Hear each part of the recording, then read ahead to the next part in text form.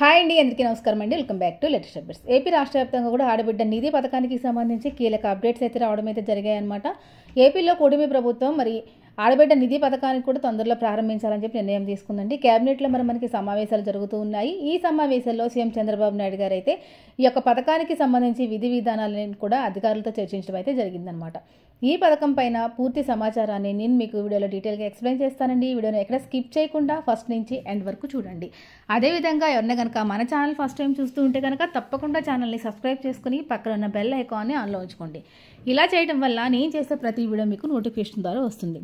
తద్వారా మీరు ప్రతి ఇన్ఫర్మేషన్ని కూడా మిస్ అవ్వకుండా తెలుసుకోగలుగుతారండి. నాదొక చిన్న రిక్వెస్ట్ అనమాట. చాలామంది మరి ఛానల్ చూస్తూ ఉన్నారు కానీ సబ్స్క్రైబ్ అనేది చేసుకోవట్లేదండి. వీడియో చూసేసి వెళ్ళిపోతున్నారు. మరి మీరు సబ్స్క్రైబ్ చేసుకుని చిన్న లైక్ ఇస్తే కనుక నాకు కొంచెం ఎంకరేజ్మెంట్గా ఉంటుంది. మరిన్ని మంచి మంచి వీడియోలు మీ ముందుకు నేను తీసుకొస్తాను అనమాట. అదేవిధంగా మన ఛానల్లో కేంద్ర ప్రభుత్వం నుంచి రాష్ట్ర ప్రభుత్వం నుంచి వచ్చే ప్రభుత్వ పథకాల యొక్క సమాచారం ఎప్పటికప్పుడు నేను మీకు అందజేస్తూ ఉంటాను. మరి లేట్ చేయకుండా వివరాల్లోకి వెళ్తే కనుక ఏపీలో కూటమి ప్రభుత్వం మేము అధికారంలోకి వస్తే సూపర్ 6 పథకాలను ఏపీ రాష్ట్ర వ్యాప్తంగా ఉన్న ప్రజలందరికీ కూడా అమలు చేస్తాము అని చెప్పడం అయితే జరిగిందనమాట. ఈ సూపర్ 6 పథకాల ద్వారా రాష్ట్రంలో ఉన్న పేద మరియు మధ్యతరగతి ప్రజలను ఉద్దేశించి ఈ యొక్క సూపర్ 6 పథకాలను తీసుకురావడం అయితే జరిగిందండి. ఈ పథకాల ద్వారా మరి వారికి ఎంతో కొంత లబ్ధి చేకూర్చాలి, వారిని ఆర్థికంగా స్థిరంగా చేయాలి అన్న ఉద్దేశంతో పలు రకాల పథకాలను అయితే తీసుకురావడం అయితే జరిగిందండి. దీనిలో కనుక మనం ముఖ్యంగా చూసుకుంటే కొన్ని అతి ముఖ్యమైన పథకాలని ఆల్రెడీ ప్రారంభించేసింది కూటమి ప్రభుత్వం. దీంట్లో మనం ముందుగా చూసుకుంటే పెన్షన్ పంపిణీ అండి. మరి పెన్షన్ పెంచుతాము అని చెప్పారు. అనుకున్న విధంగానే పెన్షన్ని పెంచిన పెన్షన్ని ఇప్పటి వరకు కూడా ఎలాంటి ఇబ్బంది లేకుండా ప్రతి నెల 1వ తారీఖుకి ఇంటి వద్దకే వచ్చి పెన్షన్ అనేది పంపిణీ చేస్తూ ఉన్నారు. అదేవిధంగా రేషన్ కార్డులు విషయం కానివ్వండి, రేషన్ కార్డులకు కూడా చాలా వరకు కూడా గత ప్రభుత్వం నుంచి కొత్త రేషన్ కార్డులు అనేవి ఇవ్వకుండా పాత రేషన్ కార్డులు అనేవి చాలామందికి పెండింగ్లో ఉన్నాయండి. అలాంటి వారందరికీ కూడా కొత్త రేషన్ కార్డులు పంపిణీ కూడా చేయడం అయితే జరుగుతుంది. రేషన్ కార్డు లేని వారికి కూడా ఎలాంటి ఇబ్బంది లేకుండా రేషన్ కార్డులు అనేది పంపిణీ చేస్తున్నారు. దీంతో పాటుగా విద్యార్థులు అందరూ కూడా చక్కగా చదువుకోవాలి అని చెప్పేసి ఇంట్లో ఎంతమంది పిల్లలు ఉంటే అంతమంది పిల్లలకి కూడా తల్లికి వందనం పథకం ద్వారా డబ్బులు అనేవి మహిళల యొక్క ఖాతాల్లోకి జమ చేసేసింది ఏపీలో కూటమి ప్రభుత్వం. అంటే చదువుకున్న ప్రతి పిల్లవాడికి కూడా ఇంట్లో 2 పిల్లలు ఉన్నా, 3 ఉన్నా, 4 ఉన్నా కానీ ప్రతి పిల్లవాడికి 13,000 రూపాయల చొప్పున అకౌంట్లలోకి జమ అయితే చేసిందనమాట. దీంతోపాటు రైతన్నులందరికీ కోసం అన్నదాత సుఖీభవ పథకం ద్వారా రైతన్నులకు కూడా మొదటి విడతగా 7,000 రూపాయలని అకౌంట్లో జమ చేసింది కూటమి ప్రభుత్వం. అదేవిధంగా ఇప్పుడు మరి మహిళలందరూ కూడా ఎంతగానో ఎదురు చూస్తూ ఉన్నారండి ఆడబిడ్డ నిధి పథకం. ఈ యొక్క ఆడబిడ్డ నిధి పథకం ద్వారా అర్హత ఉన్న ప్రతి మహిళకి కూడా మరి నెలకి 1,500 రూపాయల చొప్పున సంవత్సరానికి 18,000 రూపాయలు ఖాతాలో జమ చేస్తామని చెప్పడం అయితే జరిగిందనమాట. ఈ విధంగా కనుక మనం చూసుకుంటే మరి ఏపీలో అర్హత ఉన్న ప్రతి మహిళకి కూడా ఈ 5 సంవత్సరాల్లో దగ్గర 80,000 రూపాయల వరకు వారికి జమ అయితే అవుతాయన్నమాట. నెలకి 1,500 రూపాయల చొప్పున అయితే సంవత్సరానికి 18,000 అండి. ఈ 18,000 మనం 5 సంవత్సరాలకి లెక్క వేసుకుంటే కనుక దాదాపుగా 80,000 రూపాయల దాకా ప్రతి మహిళకి కూడా వారి యొక్క ఖాతాల్లోకి జమ అవుతాయన్నమాట. అయితే ఈ పథకాన్ని ఎప్పుడెప్పుడు ప్రారంభిస్తారా అని చెప్పి రాష్ట్ర వ్యాప్తంగా ఉన్న మహిళలందరూ కూడా ఎదురు చూస్తూ ఉన్నారు. మహిళలను ఉద్దేశించి ఫ్రీ గ్యాస్ కానివ్వండి, ఫ్రీ బస్ పథకం కానివ్వండి ఆల్రెడీ ప్రారంభించేసింది ఏపీలో కూటమి ప్రభుత్వం. దీనివల్ల మహిళలు కూడా ఎంతో ఆనందోత్సవాలు వ్యక్తం చేస్తూ ఉన్నారండి. అదేవిధంగా మరి ఈ యొక్క కూటమి ప్రభుత్వం ఆడబిడ్డ నిధి పథకాన్ని కూడా ఎట్టి పరిస్థితుల్లో యొక్క ఆగస్టు నెలలోనే ప్రారంభించాలి అని చెప్పి కసరత్తులు చేస్తున్నట్టుగా తెలుస్తుంది. ఆల్రెడీ అధికారులకి ఆదేశాలు కూడా జారీ చేసింది ఏపీలో కూటమి ప్రభుత్వం అండి. అంటే ఈ ఆదేశాల వల్ల అర్హులు ఎవరు అనర్హులు ఎవరు ఎంపిక చేసే పనిలో ఉంది ఏపీలో అధికారులందరూ కూడా అదే పనిలో ఉన్నారనమాట. కాబట్టి ఈ పథకానికి సంబంధించి ఏపీ రాష్ట్ర వ్యాప్తంగా కూడా 18 సంవత్సరములు దాటి 59 సంవత్సరముల లోపుగా ఎవరైతే మహిళలు ఉన్నారో వారందరూ కూడా ఈ యొక్క పథకానికి అర్హులు అనమాట. అదేవిధంగా ఈ యొక్క పథకానికి అప్లై చేసుకుని ఈ యొక్క పథకానికి అర్హత సాధించాలి అంటే కనుక వాళ్ళు ఖచ్చితంగా ఆంధ్రప్రదేశ్లో శాశ్వతంగా నివాసితులై ఉండాలి. అంటే ఆంధ్రప్రదేశ్లోనే ఆధార్ కార్డులు, ఆంధ్రప్రదేశ్లోనే రేషన్ కార్డులు ఉండి చాలామంది పక్క రాష్ట్రాల్లో నివసిస్తూ ఉంటారు. అలాంటి వారికి ఎలిజిబిలిటీ అనేది ఉండదన్నమాట. మీకు ఆధార్ కార్డు అక్కడే ఉన్నా, రేషన్ కార్డు అక్కడే ఉన్నా కానీ మీరు అక్కడ నివసించట్లేదు కాబట్టి ఈ పథకం మీకు అనేది రాదనమాట. అంటే ఖచ్చితంగా మీ అడ్రస్ ప్రూఫ్ అనేది తీసుకుంటారు. మీరు అక్కడ ఉంటున్నట్టుగా address proof, house holding mapping కూడా దానికే చేశారండి. చాలామంది హౌస్ హోల్డింగ్ మ్యాపింగ్ చేసినప్పుడు ఎందుకు చేస్తున్నారని చెప్పి చాలా ఇదయ్యారు. దీనికి ప్రభుత్వ పథకాలు అమలు చేయాలన్న ఉద్దేశంతో ఈ యొక్క హౌస్ హోల్డింగ్ మ్యాపింగ్ అనేది చేశారు. హౌస్ హోల్డింగ్ మ్యాపింగ్ అంటే శాశ్వతంగా అక్కడ నివసిస్తున్న వారి యొక్క హౌస్ హోల్డింగ్ మ్యాప్ కిందకు వచ్చి మరి వారైతే దాంట్లో నమోదు అవ్వడం అయితే జరుగుతుంది. అక్కడ నివసించకుండా ఉండేవాళ్ళు ఎవరు కూడా ప్రభుత్వ పథకాలకి అర్హులు కారనమాట.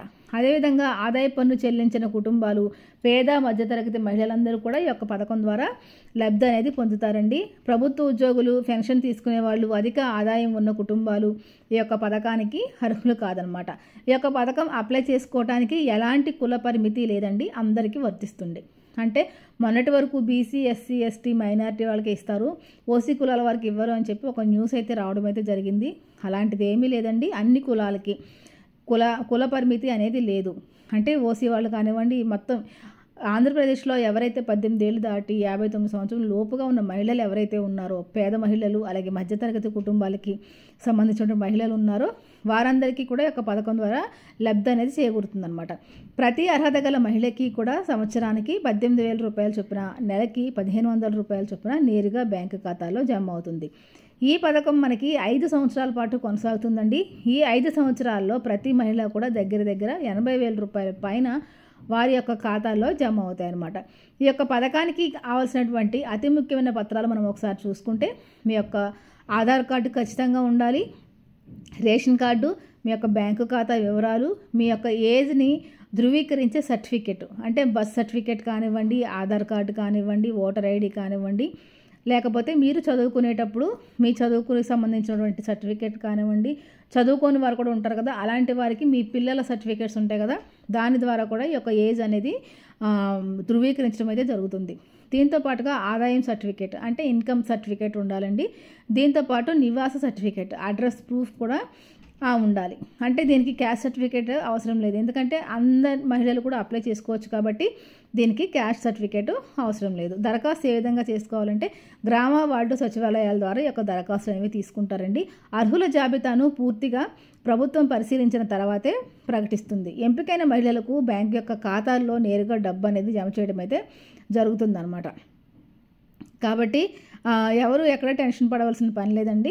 మరి మనకి దీనికి సంబంధించి విధి విధానాలు, అర్హతలు, అర్హులను కూడా ఎంపిక చేసే పనిలో అయితే అధికారులు అయితే ఉన్నారు. ఆల్రెడీ ఆంధ్రప్రదేశ్లో ఉన్న మహిళల యొక్క డేటా అనేది గవర్నమెంట్ దగ్గర ఉందండి.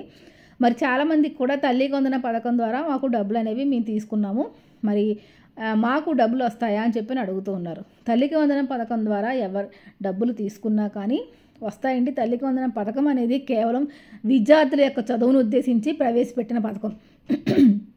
ఈ యొక్క ఆడబిడ్డ నిధి పథకం మహిళల కోసం తీసుకొచ్చిన పథకం కాబట్టి ఖచ్చితంగా మీరు ఆ తల్లికి వందనం పథకం ద్వారా డబ్బులు తీసుకుని ఉన్నా కానీ ఈ యొక్క ఆడబిడ్డ నిధి పథకం ద్వారా డబ్బులు అనేవి మీ యొక్క అకౌంట్లో అయితే జమ చేస్తారండి. అదేవిధంగా మరి మేము ఉద్యోగం చేస్తున్నామంటే ఆశా వర్కర్ల లాగా, లేకపోతే డ్వాక్రాకి సంబంధించిన గ్రూపులకి సంబంధించిన సిఏ లాగా, అంగన్వాడీ కార్యకర్తలాగా వర్క్ చేస్తున్నాము, మరి మాకు డబ్బులు అనేవి వస్తాయా అని చెప్పి చాలామంది అడుగుతూ ఉన్నారు. అంటే ఖచ్చితంగా అలాంటి వారికి కూడా వస్తాయండి. ఎవరికైతే 12,000 పైన జీతం ఉందో అలాంటి వాళ్ళకి రాదనమాట. 12,000 లోపుగా జీతం ఎవరికైతే ఉందో అలాంటి వారికి ఖచ్చితంగా ఈ యొక్క డబ్బులు అనేవి అకౌంట్లో అనేవి జమ అవుతాయి. ఈ విషయాన్ని అయితే అందరూ గుర్తుపెట్టుకోండి. దీంతోపాటుగా మహిళలకు ఉన్న మరొక పెద్ద డౌట్ ఏంటంటే, మరి మేము పెన్షన్ తీసుకుంటూ ఉన్నాము, మాకు వస్తుందా అని చెప్పి. అంటే వృద్ధాప్య పెన్షన్ తీసుకునే వారికి రాదండి. మరి 59 సంవత్సరం లోపు వయసు ఉండి ఎవరైతే వితంతు పెన్షన్ కానీ, ఒంటరి మహిళ పెన్షన్ కానీ తీసుకుంటూ ఉన్నారో అలాంటి వారందరికీ కూడా ఖచ్చితంగా వస్తుందన్నమాట. వృద్ధాప్య పెన్షన్ తీసుకునే వారికి ఖచ్చితంగా 60 సంవత్సరాలు దాటిన తర్వాత వృద్ధాప్య పెన్షన్ వస్తుంది కాబట్టి అలాంటి వారికి డబ్బులు అనేవి రావు. మీకు పెన్షన్ తీసుకుంటూ ఉన్నా కానీ డబ్బులు అనేవి వస్తాయండి. ఇంకా గవర్నమెంట్ జాబులు చేస్తూ రిటైర్ అయిపోయిన వారు ఉంటారు, గవర్నమెంట్ ఉద్యోగం చేసి అలాగ పెన్షన్ పొందేవారు, లేకపోతే ఈ ఫ్యామిలీలో ఎవరికైనా పెద్ద మొత్తంలో పెన్షన్ వస్తూ ఉంటుంది, 10,000 పైన పెన్షన్, అలాంటి వారికి ఒక పథకం ద్వారా లబ్ధి అనేది చేయకూడదన్నమాట. కాబట్టి రాష్ట్ర వ్యాప్తంగా ఉన్న మహిళలందరూ కూడా గుర్తుపెట్టుకోండి. మరి ఆల్రెడీ అధికారులు అయితే ఈ యొక్క పనిలోనే ఉన్నారండి. ఆడబిడ్డ నిధి పథకానికి సంబంధించి కీలక ప్రకటన అయితే 2-3 రోజుల్లో చేయబోతోంది. మరి గతంలో నేను చాలా పథకాలు అప్పుడు చెప్తూనే ఉన్నాను, వెరిఫికేషన్స్ అనేవి కంపల్సరీ చేయించుకుంటే మీకు డబ్బులు వేసినప్పుడు ఎలాంటి ఇబ్బంది లేకుండా పడుతుంది అని చెప్పి. చాలామంది మాటలు నిర్లక్ష్యం చేశారు అని చెప్పుకోవచ్చండి. దానికి ఉదాహరణ చాలామందికి తల్లికి వందన పథకం ఎంతవరకు పడలేదు, అంటే వారికి అన్ని రకాలుగా అర్హత ఉండి కూడా పడలేదు. అదేవిధంగా మొన్న మనకి అన్నదాత సుఖీభవ డబ్బులు అయితే జమ చేయడం అయితే జరిగింది ఏపీలో కూటమి ప్రభుత్వం. అయితే ఈ డబ్బులకి సంబంధించి అర్హత ఉన్న రైతులు చాలామందికి కూడా డబ్బులు అనేవి అకౌంట్లోకి రాలేదు. ఎందుచేత రాలేదంటే ఎవరైతే ఈకేవైసీ చేయించుకోలేదో అలాంటి వారందరికీ కూడా డబ్బులు అనేవి అకౌంట్లోకి పడలేదు. మళ్ళీ వాళ్ళు ఈకేవైసీ చేసుకుని తిరిగి అప్లై చేసుకోవాలన్నమాట. కాబట్టి అదే పొరపాటు మీకు ఎన్పిసిఐ లింకింగ్లో కూడా చేశారండి. బ్యాంక్ అకౌంట్కి సంబంధించి ఎన్పిసిఐ లింకింగ్ అనేది చేసుకోమని చెప్పి చాలా సందర్భాల్లో చెప్పాము. కానీ చాలామంది ఆ మాటను కూడా నిర్లక్ష్యం చేశారు. మీరు వెంటనే ఏం చేస్తారంటే మీ యొక్క బ్యాంకు పాస్బుక్, మీ యొక్క ఆధార్ కార్డు తీసుకుని మీరు వెంటనే మీకు ఏ బ్యాంకులో అయితే అకౌంట్ ఉందో ఆ బ్యాంకుకి వెళ్ళి మీ అకౌంట్ అనేది సరిగా ఉందా లేదా, పని చేస్తుందా లేదా అని చెప్పి చెక్ చేయించుకోండి. చెక్ చేయించుకున్న తర్వాత ఆ అకౌంట్కి ఎన్పిసిఐ లింకింగ్ అనేది అయ్యిందా లేదా అని చెప్పి అక్కడ ఉన్న బ్యాంక్ అధికారులను అడిగితే వాళ్ళు చెక్ చేసి చెప్తారండి. ఒకవేళ లింకింగ్ మాకు ఇదివరకు ఎప్పుడూ అయ్యిందని చెప్పి చాలామంది నిర్లక్ష్యంగా ఉంటున్నారు. ఒకవేళ లింకింగ్ అయినా ఆ లింకింగ్ అయింది, ఎన్పిసిఐ లింకింగ్ అనేది యాక్టివేట్లో ఉందా లేదా అని కూడా మనం చెక్ చేయించుకోవాలి. అది నిజంగా 10 నిమిషాల పని అండి. 10 నిమిషాల్లో మీది పని అంతా కంప్లీట్ చేసేసుకోవచ్చు. చాలామంది టైం లేకపోతే నిర్లక్ష్యం వల్లనో ఈ పనులన్నింటినీ కూడా నిర్లక్ష్యం చేయడం వల్ల తర్వాత మీరే ఇబ్బందులు పడాల్సి వస్తుంది. కాబట్టి 10 నిమిషాలు టైం కేటాయించి మీరు బ్యాంకుకి వెళ్ళి మీ యొక్క బ్యాంకు అకౌంట్ నెంబర్ అనేది యాక్టివ్లో ఉందా లేదా, ఎన్పిసిఐ లింకింగ్ అనేది అయ్యిందా లేదా, మీ బ్యాంక్ పాస్బుక్కి ఆధార్ కార్డు, అదేవిధంగా మీ యొక్క ఫోన్ నెంబర్, మొబైల్ నెంబర్ అనేది లింకింగ్ అయి ఉందా లేదా, ఎటువంటి డబ్బులు లావాదేవీలు అనేవి జరుగుతున్నాయా లేదా, అంటే డబ్బులు వేయడము తీయడము అలాంటివి జరుగుతున్నాయా లేదా, ట్రాన్సాక్షన్ అనేది జరుగుతుందా లేదా అనేది ఒకసారి చెక్ చేయించుకోండి. ఒకవేళ ట్రాన్సాక్షన్ జరిగి చాలా కాలం అయిందనుకోండి, 1000-2000 వేసుకోవటం తీసుకోవటం అలాంటివి చేసుకుని మీ బ్యాంక్ అకౌంట్ అనేది యాక్టివ్ చేసి పెట్టుకోవాలన్నమాట. దీంతోపాటు మీరు గ్రామ వార్డు సచివాలయాలు ఉంటాయి కదా, అక్కడికి కూడా ఒకసారి మీ ఆధార్ కార్డు తీసుకువెళ్ళి మీ యొక్క ఆధార్ కార్డుకి ఈకేవైసీ అయ్యిందా లేదా, అదేవిధంగా మీరు హౌస్ హోల్డింగ్ మ్యాపింగ్ అనేది నమోదై ఉన్నారా లేదా అది కూడా చెక్ చేయించుకుని ఈ 3 కూడా మీరు చేసుకుని సిద్ధంగా ఉండండి. దీంతో పాటుగా ఇందాక నేను చెప్పిన డాక్యుమెంట్స్ అనేవి 2 చొప్పున జిరాక్స్ తీసుకుని 2 పాస్పోర్ట్ సైజ్ ఫొటోస్ కూడా తీసుకుని సిద్ధంగా చక్కగా పెట్టుకోండి.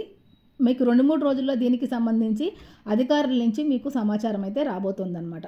అంటే అప్లై చేసుకోవడానికి అనమాట. తర్వాత మీరు అది లేదు ఇది లేదని ఇబ్బందులు పడే కన్నా కూడా అన్నీ చేసుకుని రెడీగా ఉంటే మీరు తల్లికి వందనం డబ్బులు ఏ విధంగా అయితే గవర్నమెంట్ అకౌంట్లో వేసిందో, అన్నదాత సుఖీభవ డబ్బులు ఏ విధంగా అయితే గవర్నమెంట్ అకౌంట్లో వేసిందో, అలాగే ఆడబిడ్డ నిధి పథకానికి సంబంధించిన డబ్బులు కూడా మీ అకౌంట్లో అయితే జమ అయితే చేయబోతుందండి ఏపీలో కూటమి ప్రభుత్వం.